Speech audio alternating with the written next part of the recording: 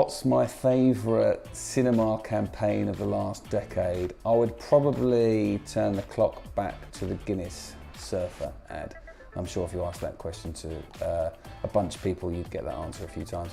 It's just highly cinematic, great piece of advertising, great piece of film. I really like what the Sour Patch Kids did with the ident takeover. I thought that was a really sort of non-traditional use of cinema and something that on paper would seem impossible, but obviously isn't. Probably the St John Ambulance one, where they had the kind of live ad, so they had the kid who was choking on the popcorn, and then the woman in the audience got up and kind of volunteered to help out and ended up going into the advert and then basically saving the kid's life, and then just came back out into the screen, so big applause. I'd probably say the 3D advert Jack Daniels did, because that was really cool. The Audi ads are always really strong and really powerful. The most recent one, that Audi R8, where it's just the R8 car on a white background and the wheels are on rollers and the engine just revs and revs and revs, and it sounds phenomenal, and it's like the sort of hairs on the back of your neck stand up. Probably one of my favourites is something which is on at the moment, which is the PlayStation Work, where they've used the Cinemi app quite a lot. So I think it's quite nice that you can almost take the experience out with you afterwards and make it really interactive.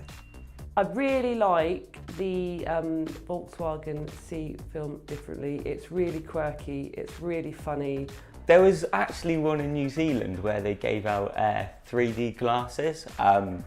It was around a charity. Whoever gave sort of to the charity got a certain pair of glasses which allowed them to view the advert in a different light, which kind of highlighted why giving money to charity is a good thing. Okay. Which I think it is brilliant.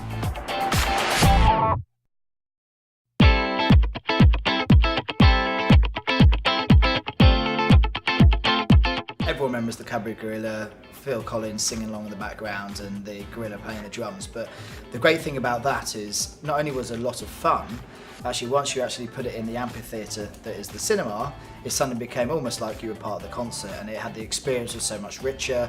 You got to share it with another 250 people that were in the cinema at the same time. I just really enjoyed the Audi V8 the ad, and the sound and just the imagery was just absolutely really immersive and fantastic. I thought that was that was made for cinema. It was fantastic. I think Orange, I mean I have to say Orange, it's not necessarily an ad, but it was the way they've taken what could have been a fairly bland sort of, position in real sponsorship and made it into something really fantastic and talkable with massive amounts of talent and great scripts. Skittles, I know that was quite a recent campaign, probably at the beginning of this year. So that they also did some very successful sampling as well, which is great because obviously, again, like I said, it takes the process right the way through. My favourite cinema campaign over the last decade would be the Sony bouncing balls.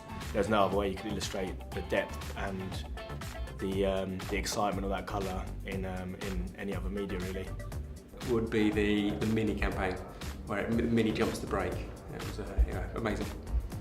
Peroni, when they did their kind of a big immersive cinema experience, was really cool, and then they brought it into that outdoor as well. So what they were doing in cinema was obviously everywhere else, and cinema was the thing that led that campaign.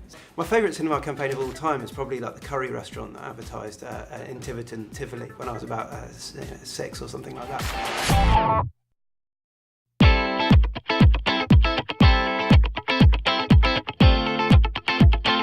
My favourite cinema campaign of the last decade, I have to say, kind of an obvious one is Orange and what they've done around Orange Wednesdays and really owning the whole experience.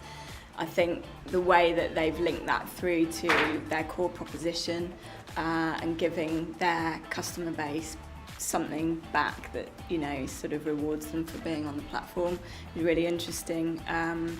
And I think the way that they've activated the entire association with cinema through the line and through various sort of bought, owned and earned platforms has been really successful. Well, I think really where it's getting very interesting is where people are starting to think about 3D in the way they should be thinking about it. So rather than just taking 2D content and making it 3D, which is what tended to happen originally, actually if you look at the films themselves, that's what tended to happen.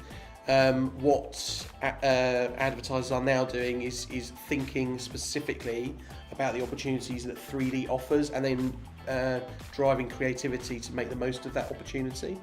A good example of that is Haribo, where essentially they created a situation where a packet of sweets exploded, the sweets came kind of out into the audience, and I think for kids watching that's quite an amazing magical experience, which probably is quite memorable. Probably made them want to go off and buy hundreds of packets of sweets off the back of it. Not one of mine, unfortunately, but a Triumph, something that Triumph did during Sex and the City 2, I think, where they had like a live ad. They had the ad on screen, and then they had these models in beautiful Triumph bras walking around the cinema, like a catwalk sort of thing, and I thought that is cool.